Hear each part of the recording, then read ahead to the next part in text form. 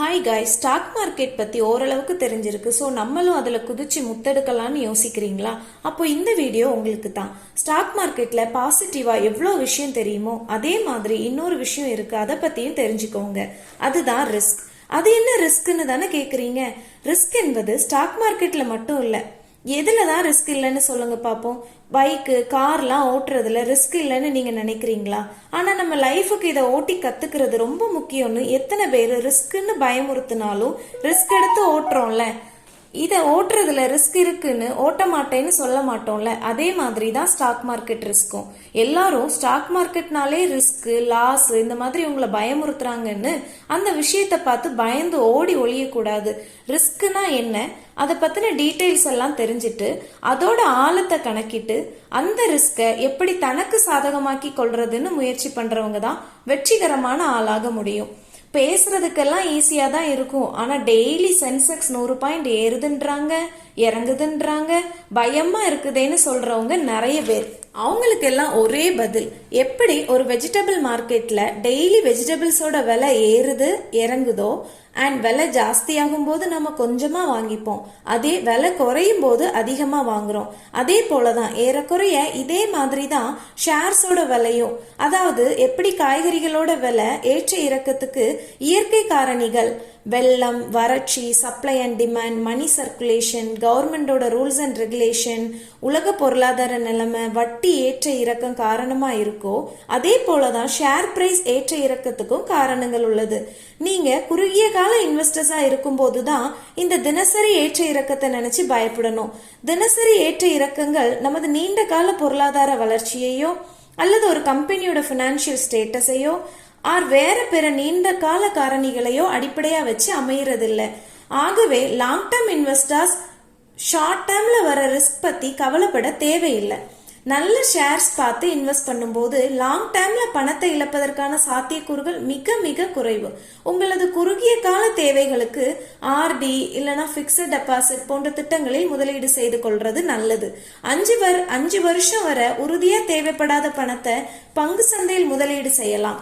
Stock மார்க்கெட்ல invest பண்ணும்போது பெரிய நிறுவன பங்குகளில், அதாவது சென்செக்ஸ் அல்லது நிப்டி குறியீட்டு பட்டியலில் இடம்பெற்றுள்ள பங்குகளில் முதலீடு செய்தால் ரிஸ்க் குறைவு. மிட் கேப் நிறுவனங்களில் ரிஸ்க் கொஞ்சம் அதிகம், அதே போல லாபமும் கிடைக்கலாம். சிறிய நிறுவனங்களில், அதாவது ஸ்மால் கேப் கம்பெனிஸ்ல ரிஸ்க் மிக அதிகம், லாபமும் அதே போல மிக அதிகம். ஸோ ஸ்டாக் மார்க்கெட்ல இன்வெஸ்ட்மெண்ட் தொடங்கும் போது பெரிய கம்பெனி ஷேர்ஸ் பார்த்து வாங்குறது நல்லது. பங்கு சந்தையில இருக்கும் இன்னொரு பெரிய ரிஸ்க் புரோக்கர்ஸ். நீங்க டிமேட் ட்ரேடிங் கணக்கு வைத்திருக்கும் புரோக்கிங் கம்பெனி பெரிய கம்பெனியா கூட இருக்கலாம், ஆனா அங்க உங்களுடன் டீல் செய்யறவர் நாணயஸ்தரா இருக்காரான்னு தெரிஞ்சுக்கணும். நாம வாங்கிய பங்குகளை பத்திரமா வச்சிருக்காங்களா, நம்மோட பெயரில் நம் அனுமதி இல்லாமல் பங்குகளை வாங்கி விற்கிறாங்களா அப்படின்றத நம்ம அப்பப்போ கண்காணிக்கிறது ரொம்ப அவசியம். எல்லாம் சரி, அமெரிக்காவில் ஏதாவது பொருளாதார மாற்றம் நிகழ்ந்தாலோ வேலை வாய்ப்பு அதிகரித்தாலோ நமது இந்திய ஸ்டாக் மார்க்கெட்ல ஏன் மாற்றங்கள் வருதுன்னு நிறைய பேர் கேட்குறீங்க. இந்திய பொருளாதாரம் இன்று உலக பொருளாதாரத்தோடு இணைஞ்சிட்டு, ஆகவே உலகளவில் சந்தையில் முதலீடு செய்யும் முதலீட்டாளர்கள் ஒரு ஸ்டாக் மார்க்கெட்ல இருந்து இன்னொரு ஸ்டாக் மார்க்கெட்டுக்கு பணத்தை மாற்றுறது இன்னைக்கு சகஜமான ஒன்னாயிட்டு.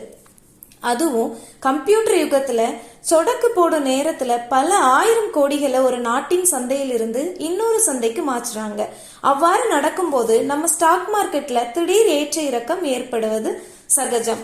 அமெரிக்கா, ஜப்பான், ஐரோப்பா போன்ற ஸ்டாக் மார்க்கெட் கூட ஒப்பிடும்போது நமது ஸ்டாக் மார்க்கெட்டோட ஆழம் ரொம்ப குறைவு. ஆகவே இந்த மாற்றங்களால் நம்ம ஸ்டாக் மார்க்கெட் சற்று வேகமா ஏற இறங்கத்தான் செய்யும்.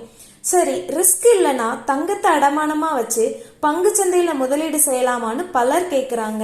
நீங்க ஒரு 1 லட்சம் ரூபாயை ஸ்டாக் மார்க்கெட்ல இன்வெஸ்ட் பண்றீங்க, 2 வருஷத்துல 50,000 ரூபாயை லாபமா, அதாவது ஒரு 50% பார்த்துடலான்னு நினைக்கிறீங்க.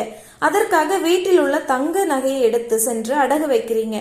அடகுக்கு ஆண்டு வட்டி ஒரு 12%ன்னு வச்சுக்கலாம். நீங்க நினைச்சது போல நடந்துட்டா 24,000 ரூபாய் வட்டி கட்டியது போக உங்களுக்கு ஒரு 26,000 ரூபாய் லாபம். இது ஒரு நல்ல லாபம் தான். அதே மாதிரி தான் ரிஸ்க்கும் இருக்கும். ஸோ அதிக வட்டிக்கு வாங்கி தேவையான பொருளை அடகு வச்சு ஸ்டாக் மார்க்கெட்ல இன்வெஸ்ட் பண்றத கொஞ்சம் தவிர்க்கிறது நல்லது.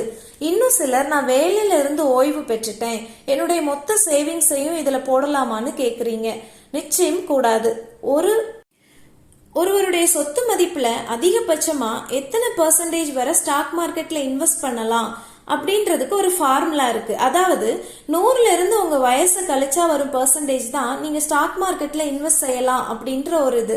உங்கள் வயது ஒரு 60 அப்படின்னா உங்க கையிருப்புல இருந்து ஒரு 40% மட்டுமே முதலீடு செய்ய வேண்டும், அதற்கு மேல பண்ண வேண்டாம். இப்படி நீங்க இன்வெஸ்ட் செய்யும் பணத்துல எந்த அளவு பணத்தை இழக்க தயாரா இருக்கீங்கன்றத பொறுத்து நீங்க எப்படிப்பட்ட ரிஸ்க் ஃபேஸ் பண்ண தயாரா உள்ள ஆளு அப்படின்றத சொல்லிடலாம். ஃபார் எக்ஸாம்பிள், நீங்க போட்ட அத்தனை பணமும் போனா கூட பரவாயில்ல அப்படின்னு நினைக்கிறீங்கன்னா நீங்க ஒரு ஹை ரிஸ்க் டேக்கர். நடுத்தரமா இழக்க தயார்னா நீங்க ஒரு மீடியம் ரிஸ்க் டேக்கர். கொஞ்சம் இழக்க தயார் அப்படின்னா நீங்க ஒரு லோ ரிஸ்க் டேக்கர். எதையுமே இழக்க தயார் இல்லை அப்படின்னா நீங்க ஒரு அல்ட்ரா கன்சர்வேட்டிவ் பர்சன். நம்ம லைஃப்ல நம்ம பண்ற பெரிய ரிஸ்கே நம்ம லைஃப்ல எந்த ரிஸ்க்கும் எடுக்காம இருக்கிறது தான். ஸோ திங்க் பண்ணுங்க. ஸ்மார்ட் இன்வெஸ்டரா ஆக என்னுடைய வாழ்த்துக்கள். ஸ்டாக் மார்க்கெட்ல இன்வெஸ்ட் பண்ண ஐடியா இருந்தா கான்டாக்ட் கிறிஸ்மல் ட்ரேடிங் சொல்யூஷன்ஸ். வீடியோ பிடிச்சிருந்தா லைக் பண்ணுங்க, ஷேர் பண்ணுங்க அண்ட் சேனலை சப்ஸ்கிரைப் பண்ணுங்க. தேங்க்யூ.